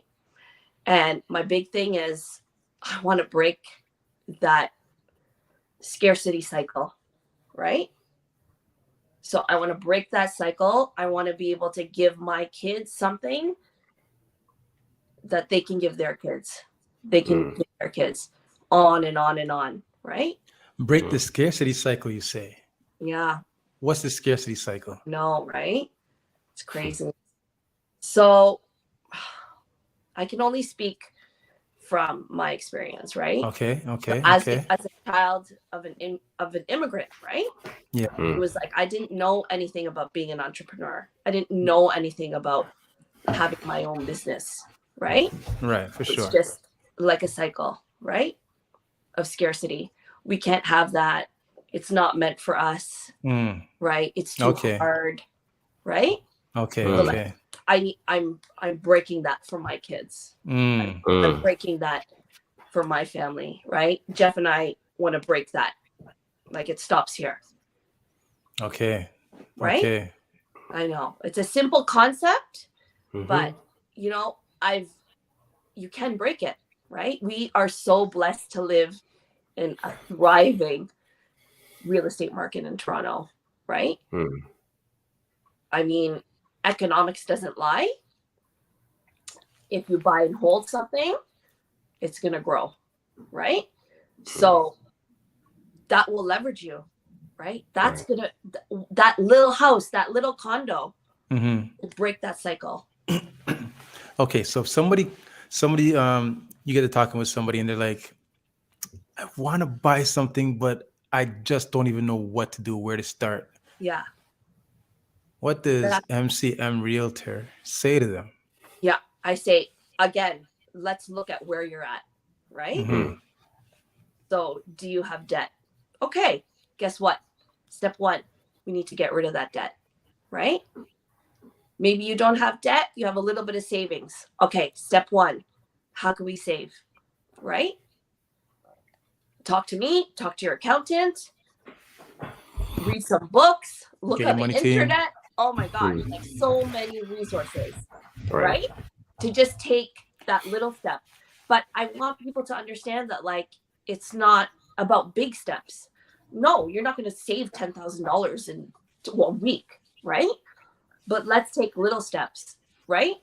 Okay, I got to cut out my Starbucks. Unless they win cash cab. Unless they had a proper phone a friend. Jeez, holy. Right? Yeah. So I believe in micro steps to get there. But again, I'm not going to know unless you don't tell me, right? Right. I'm not going to know. And come as you are, right? That's my big thing. That's crazy. So you mentioned when I asked you about what's the biggest misconception with the realtors specifically, or how people look at realtors, but is there also a misconception just coming into it, like this whole it's too difficult, I can't do it, like that kind of stuff from the client's perspective? Is there, you're like, oh no, you can do this? Like, is there a lot of that happening? Like, you mean to become a realtor, or like to become to become a homeowner? Like, so from the client's perspective, to become a homeowner, is there misconceptions there? Yeah, like that it's expensive, that you need a huge down payment, and you don't. In actuality, we're in a time right now in the GTA housing market where there's actually deals to be had. Like, you wait for that sale. Yeah. Like, for that sale. Yeah. You're waiting for those shoes to go on sale. Right. You're waiting for that jacket to be marked down. You wait and you wait and you wait. Same now difference. Is the time. But again, now is the time, you say? Now is the time. Oh. Now there are opportunities that I've been in 12 years. I didn't see the other recession, but if you have the means, if you could put a down payment down, and sometimes you need to think out of the box, right? So I've suggested to some people, partner up with a friend. Like, do you have a roommate that you're renting with now? You pool your money together and get something, right? Maybe you need a co-signer temporarily. That's also a way. But there's so many ways, but also so many misconceptions that it's not possible, but it's possible. And now is the time. Now this is why we call somebody like you, right? This is exactly to figure it out. So when you say now is the time, is now is the time because houses are cheaper than they have ever been in a while? Exactly, 100%. Okay. So I'm trying to get some understanding, right? Because I heard that before houses were expensive, but then the interest rates were low. Yeah. But then now the interest rates have gone up, which makes the houses now cheaper. So now, is it that if you have like a bankroll of money, you benefit, but if you're borrowing money, you might not benefit? So it's all relative, right? Okay. Because the prices of houses have gone down. Yeah. The interest rates are high, right? Before it was, interest rates were super low, but house prices were so high, right? So it's all relative, right? So I think right now what people are not understanding is they're thinking, oh, I'm paying 6% on something that's like $1 million. But what the reality is that house isn't $1 million anymore. It's 800, right? So when you work out the numbers, and some of my amazing mortgage brokers have actually broken it down, it actually works out to be like a $60 difference on a monthly mortgage. Is it? Okay. Yes. But what people also don't understand right now is that we've lived in a really hot housing market. Okay. You know, when you see those signs and it says sold over asking, sold in 2 days over asking. Yeah. Right. Because there were so many multiple offers, so many bidding wars. Right. So buyers were never in the driver's seat, and now they are in the driver's seat. They can negotiate. They can put in conditions. They can sleep on it. They can actually sleep on it and make a Why do they have the benefit to sleep on it now? Because it's slowed down. It's slowed down. Yeah, it's not a seller's market. So before in Toronto, it was always a seller's market. Sellers were in the driver's seat, right? Okay. You would get 10 offers, 20 offers, 15 offers. And now because interest rates have increased, and it does change your qualification, right? Again, that's like not my wheelhouse. That's a mortgage broker's wheelhouse. But I mean, I do have some knowledge. You know, it comes down to a qualification. It's a numbers game, right? But I think the media do their job really well. I mean, that's their job, to instill fear, right? So there's definitely opportunities out there, but you know, again, you're not going to know unless you start digging, right? Unless you start asking. Interesting. Mm-hmm. Flint, good evening, sir. Big up, bro. So talked about you being a dancer and all that stuff, and you being real estate, realtor. But what would you tell Marj from like, I'm just calculating how old we are now. I don't know, 15 years ago. What would you tell Marj 15 years ago?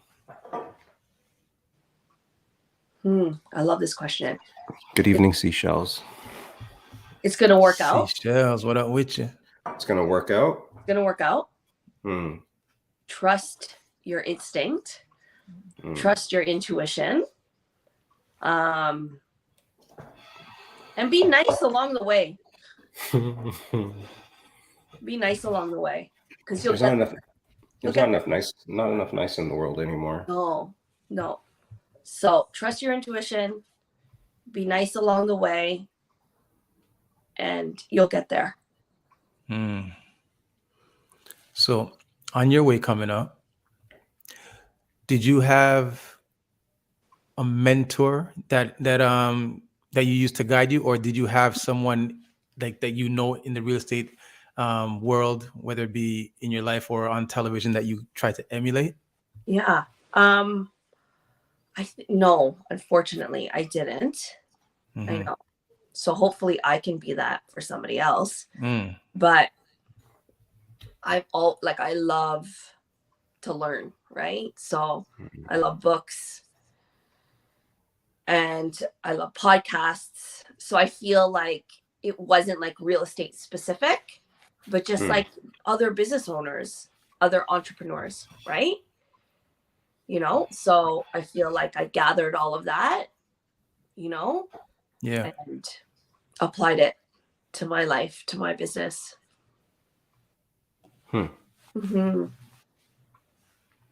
That's interesting, actually. Yeah.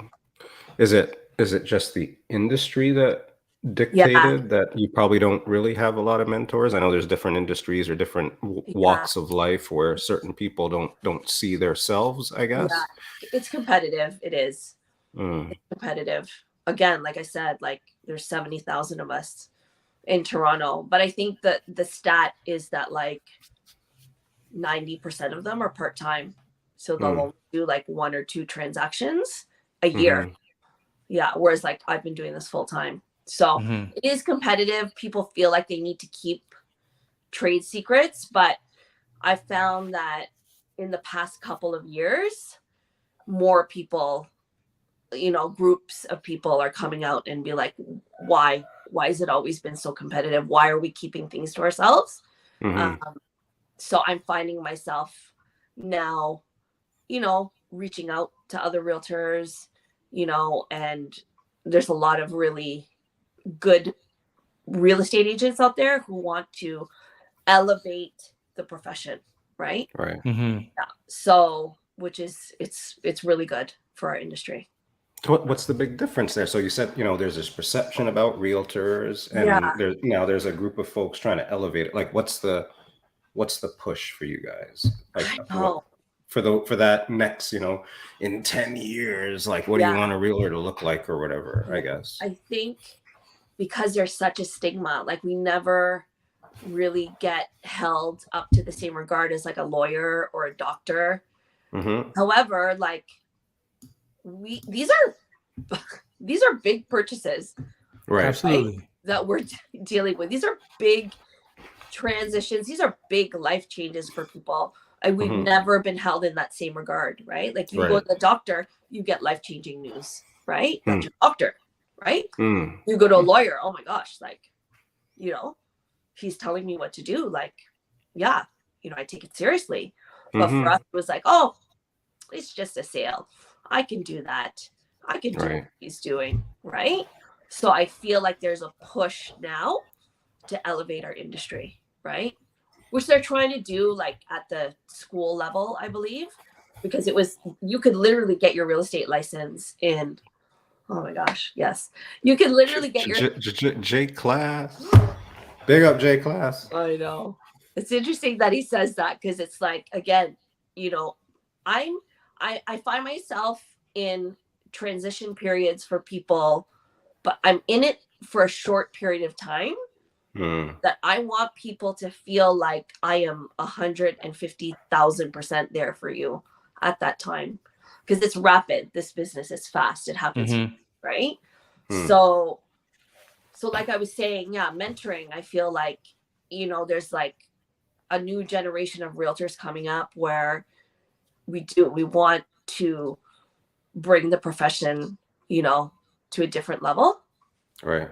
Yeah.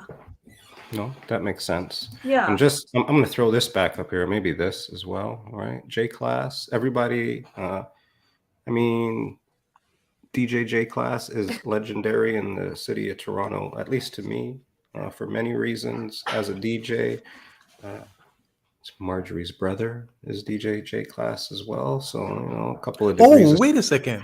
What the hell? They have the same last name. That's right.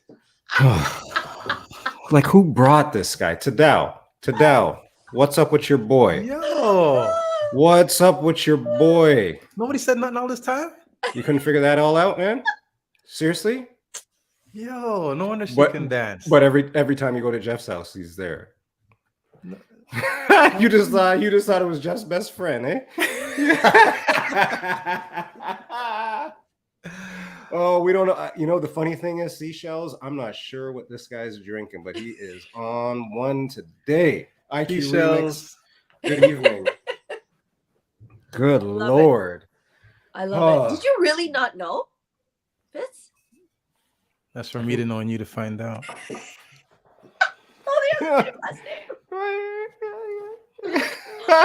Oh, they have the same last name. That same last name. The kids like sort of like, don't you cut all their kids' hair? Like, don't you cut the kids' hair? Oh my god, I love it. Like I love it. This is all small world. This is small world. Something like that, right? My goodness. Yes, Seashells. This is Wanderlust. Adventurous vegan wine. Vegan. I love it. I love it. Is it good? What is it? Like a white? It is a white vino from Germany. Yeah. I see what you hashtag timing. Oh, hashtag timing. Hashtag yay. Hashtag timing. My goodness. Is it snowing there, Marj? Yes. Did you guys get it today? It didn't snow. It didn't snow in the Hammer today. I don't know if it's snowing yet over here. No, still no snow over here. I live in this snow belt. I think that's what they call it. I think that's what they call it. A little town north of the city that just gets snow. Just nonstop all the time. Like it was 20 degrees last week and now it's just snow. Right? That's where all the snowplows dump everything? Yeah. Hold that. Pretty much. Hold that. Pretty much. Hold that. Fitz, did I told you about my Thanksgiving trip? I'm going to go watch the Bills. You're going to watch the Bills in Detroit? Buffalo. Oh, Detroit. Oh. Oh, God. You weren't paying attention. Guy, when you talk, I pay attention. I was paying attention, but I was paying attention from the perspective of viewing you. Not from the perspective of viewing the wife of a Detroit Lions fan. Right. I wasn't viewing it from that perspective. And now you see it? Now I see why she has to be in the middle of this nonsense. Well, I mean, fancy that. So my trip now includes Marjorie. It's great. Yeah. I'm gonna get to hang out with Marj and the fam and the kids. I get to hang out with my goddaughter for a day or so. It's dandy. I'm so excited about. We were talking about it backstage when you were late for the for the pregame. I wasn't late. I was on time. I was on my time. Guy, the show starts at 9:30. Guy, you're there at 9:31. Guy. Hey man, if I come early, everybody's gonna say, "Yo, man." Is this our segue into football? My favorite sport. Yeah, that's right. Who's your favorite team? The team, the imaginary team. You know what's actually good, Marge? That I'm like, so you get a couple of stripes for this. Is that like every Super Bowl, you're not in the country. You're never in the country at Super Bowl time. Because I'm celebrating. Like, how do you manage that? Like, I don't like how do like that's good. That's good, man. I reframe it. You know why? Because a certain person's birthday is close to the Super Bowl. The end. My favorite day. The end. So we celebrate. We celebrate his birthday, and we celebrate me, and the end of the season, because it's done. Like that. That's how I know you guys are happy people, because like this lady, you can tell how you can just hear it. She celebrates the end of football. I got to be a little nicer. I gotta tone it down a little bit. Tone it down. Right? This woman does not like football at all, and her good husband is a great football fan. So I'm also happy that our trip, because a non-football fan might try to ruin our trip, but I just feel more joyous in the trip that you're going to be on now that we're all going to be there together. Yeah. Except for the Detroit part. Gosh, so loyal. So loyal. It's a good woman right there. So long story short, your favorite football team is the Detroit Lions because your husband's favorite team is the Detroit Lions. Yeah, no, I don't have. No, she probably wants them to not win. No, I don't have a favorite team. You don't understand how this works, do you? It's my favorite day. This is my favorite day. Super Bowl's our favorite day in that ever. All of the imaginary teams. Have you heard of all these imaginary teams? Fantasy football. Because that's what ruins it for me. But fantasy football's done before that. What are we cheering for? Why are we cheering for pretend teams? You know what, Marj? You're usually my favorite person, but I'm going to stop you right there, right now. I gotta do something. In 15 seconds, Marj, it'll be 11:11. Okay, at 11:11, all it is about good juju. So stop thinking about football. Everybody in the chat, please let me tell you that this minute goes to my goddaughter's hamstring. All right. Everybody right now, either listen up or get out. It's 11:11. All energy good vibes. To the hamstring. Energy goes to the striker, to the goddaughter right now. Energy to the hamstring. Woodbridge. We're playing Woodbridge. Right, to the extra Woodbridge. Energy, extra 11 energy for Woodbridge. She's on load management right now. Right, we're gonna let her load manage. All right, we're gonna give her the juju, and then she's gonna come out like Kahwi in 2019. So, thank you, Marj. Definitely 100% for being wonderful, for being on the show. For birthing my goddaughter and Junior. Like I don't want to make it sound like I don't love Junior either, but I have a goddaughter. Everybody, it's my one and only goddaughter, for being awesome. But everybody, 5, 4, 3, 2, 1. Thank you for the juju to the hammy. Appreciate it. Oh. Marj, there's one thing we didn't talk about. We want to make sure we talk about it. There's an event coming up. Yeah. Money and Mingle. I like the name. Can you tell us all about it? So, like I was saying before, a money team. So I partnered up with a couple of girls. One is a financial planner, and the other two are mortgage brokers. And we are here really to talk about what's your money plan, right? How can we help you in 2023 step up your money game, right? Whether it be in real estate or saving for real estate, again, come as you are. Where are you? Let's take a picture of that. And how can we help you in 2023? And we mingle, right? So it's an opportunity for people to pick our brains one-on-one, to come and have fun. I mean, this will be my first in-person event in like 3 years. So I'm excited about it. November 30th in Newmarket. At the Old November Flame Brewing Company. So there'll be beverages there. Oh. And snacks. Let's talk money and mingle, right? So everybody in the chat, if you are looking to elevate your life through real estate or just elevate your life in general, Marj is the person to help you. Or, I mean, if you want to mingle too. With mingle money. With some drinks, with money around. Yeah. Hit up Marj. There's a link there for the event itself. There's also a link for like just Marj. And I don't want to say just Marj because Marj is wonderful.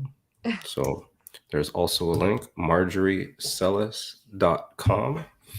So y'all can click on that whenever you guys get an opportunity to find out stuff and get hooked up. If there are questions that you have, things that you think you might not know, can get some answers for you. Pretty sure. And I think, like Marj said, give you a snapshot of where you're at and where you could be. So very wonderful things. Exactly. Awesome. I got one question before we go, Marj. Okay. The question that I ask everybody. Okay. 3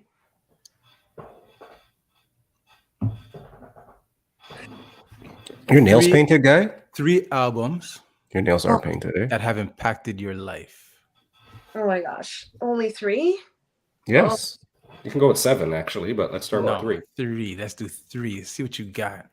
3 albums that have had a significant impact on your life.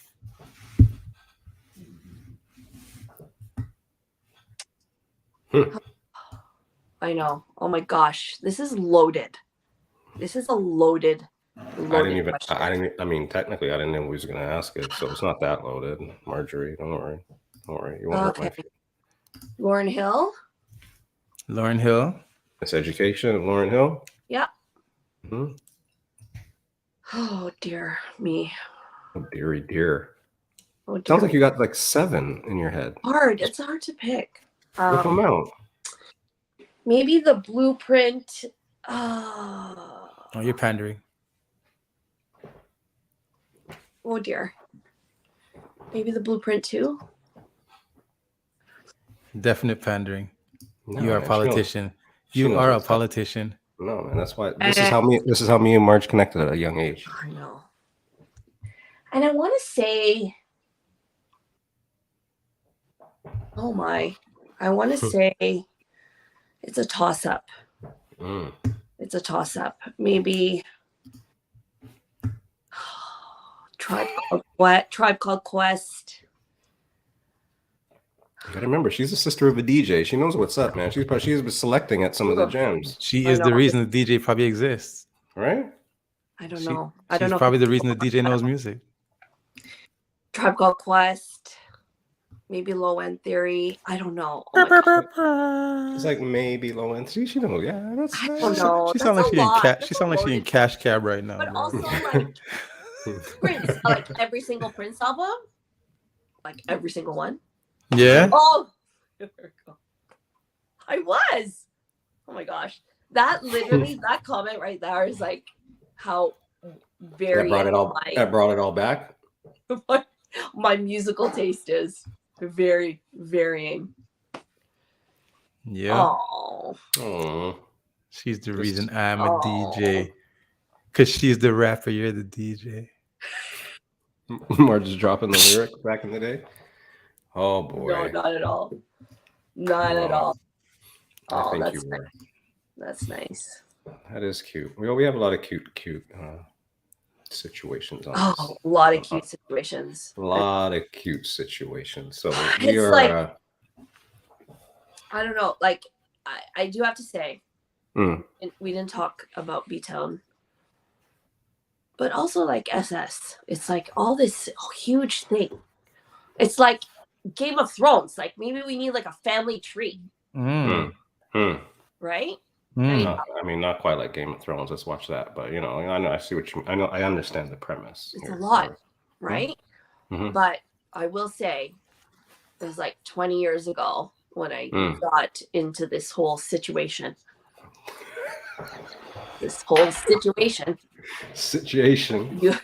You marry one. Marry them all, Marj. Them all. Lady B-Town. Holy, so many. I mean, you know, we're happy to have you. So many, but I don't know. It's quite something to be in the middle of it. Is that what it is? However, I wouldn't change it for the world. I know I can pick up the phone at any time to anyone. Right? Good or bad.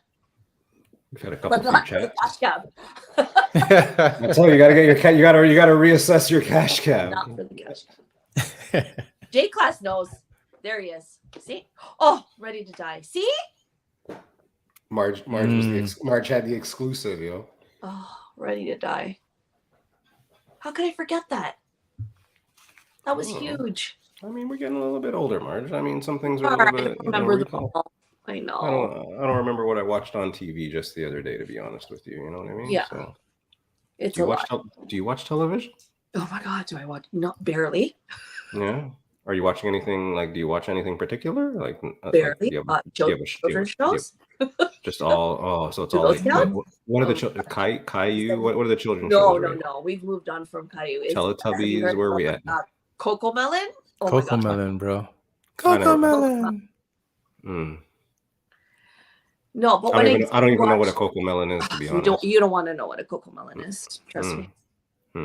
Well, the difference is between kid shows now and back when we were young is that like these kids have YouTube, so it's like never ending loop of cycle of shows. They don't have to wait for anything. Yeah. Right? Yeah. Like Avery's like, I'm gonna watch that. I'm gonna watch the whole season today. Right now. Yeah. You know, we used to get so excited for Saturday morning. Right? Yeah, very, very true. Very, very true. So yeah, because Saturday morning, every morning now. You had to be there, right? You had to be there at that time, et cetera, et cetera. You had to be there. So no, do I watch TV? We Jeff and I just watched Welcome to Wrexham. I don't know, our whole life seems to be soccer. Have you heard of that one? I heard about it. I haven't seen it yet. Yeah, it's a documentary. Ryan Reynolds that bought that soccer team in Wales. That was a good one. You know what? We love a good sports documentary. I'll stay up for that. I love sports documentaries. That's my Marj, everybody. That's my Marj right there. So that's the only time. I watch TV if it's a good sports documentary. I don't watch shows. That is awesome. Yeah. Obscene. Yeah, I did.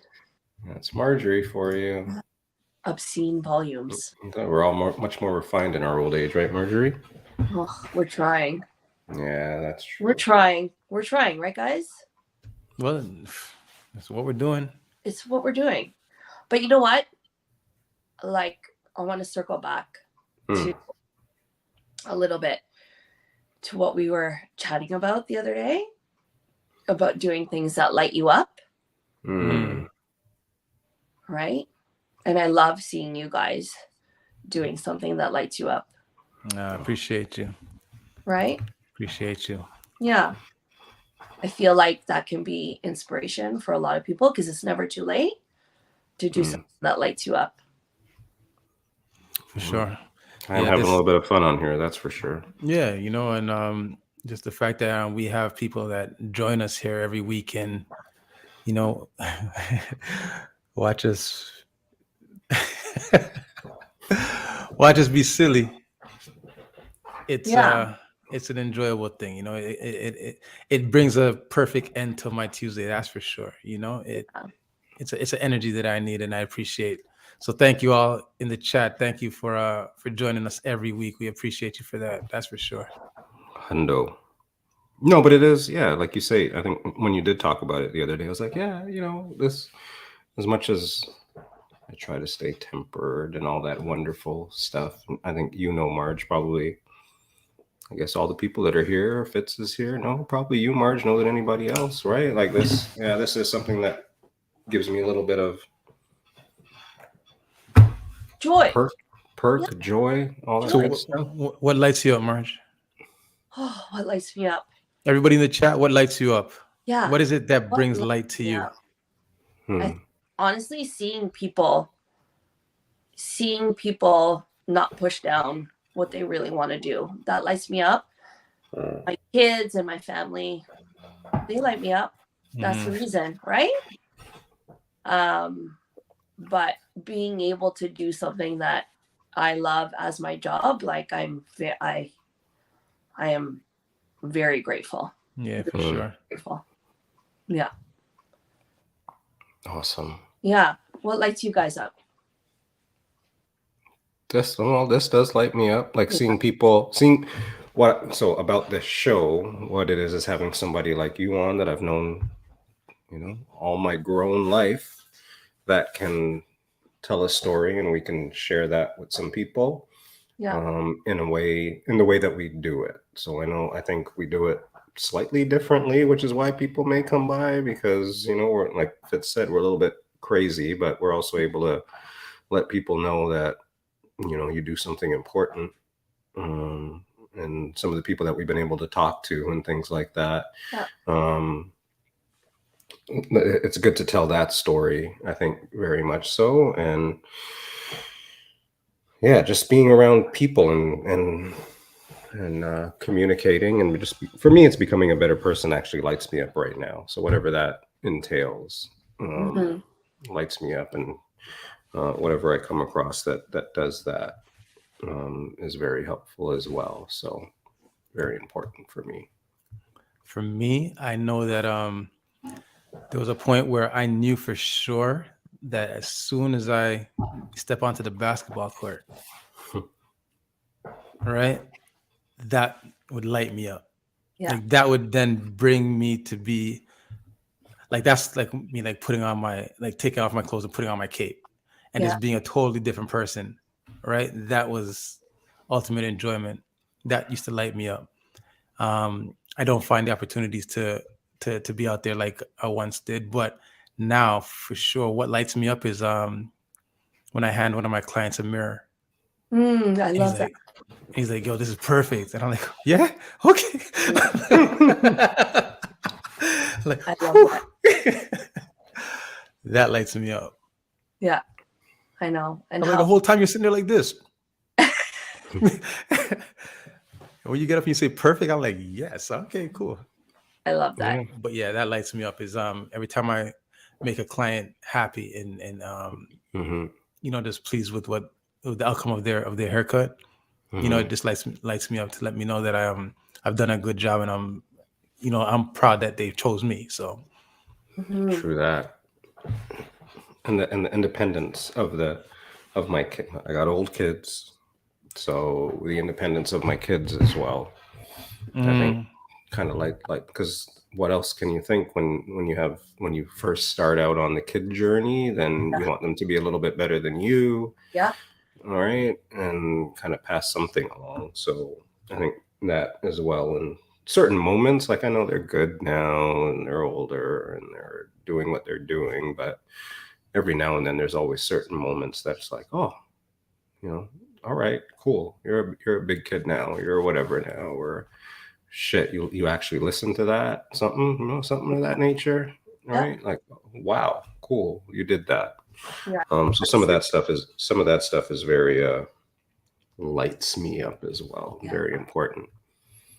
Yeah, I love that. Yeah, love that. Like, it's lit. Just lit, like the kids say. Is that what they're saying nowadays? Is that the 8-year-olds or the high school kids that he has? I don't know what the kids are saying. My 8-year-old thinks that she's gonna go viral on TikTok, so that's beg her a retweet, man. If we get a retweet. But isn't she already viral? Isn't she already viral on Instagram? What are you talking about? I don't know.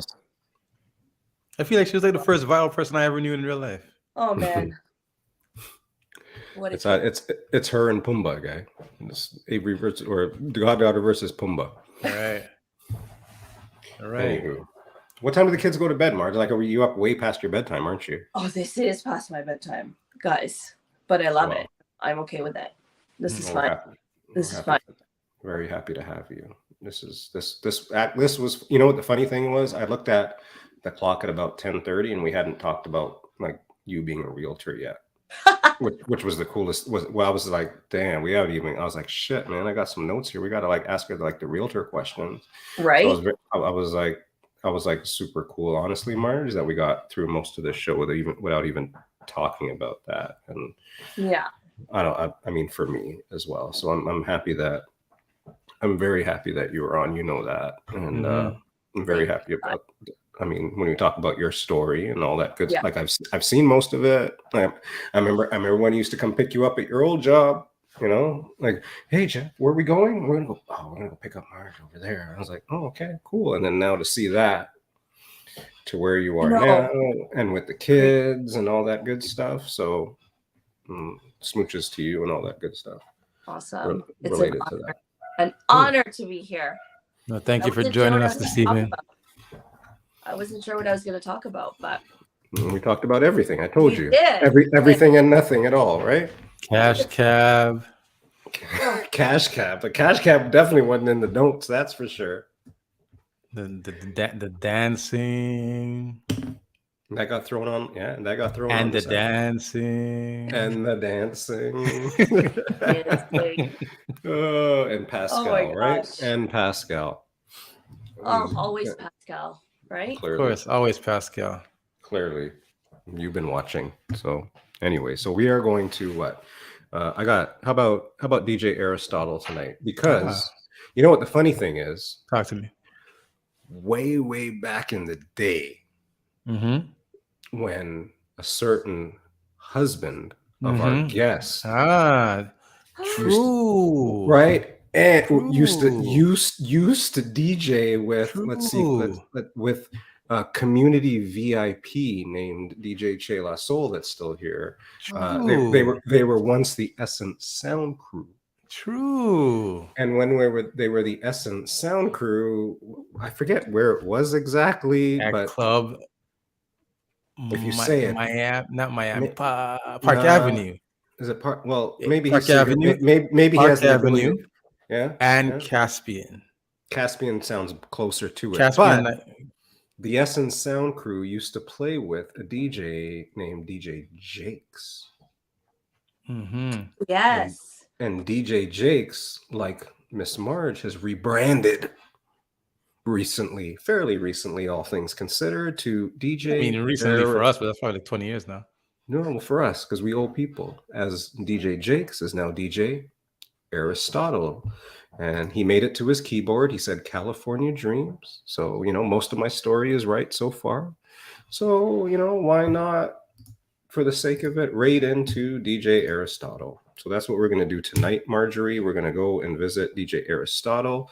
Wow. You hang tight. We're going to take you backstage for a hot second. We know you're falling asleep, and hopefully it's not a snowstorm out there. Oh, my God. So we will do that. But once again, Marj, thank you so much for being here.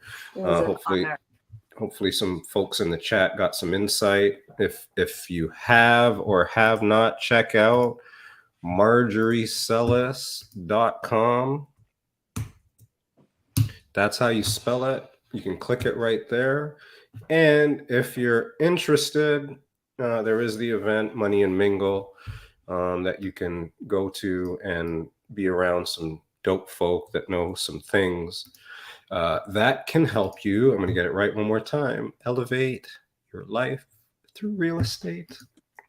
You got it. Right. I'm here, Marj. I'm trying to do my darndest for you here.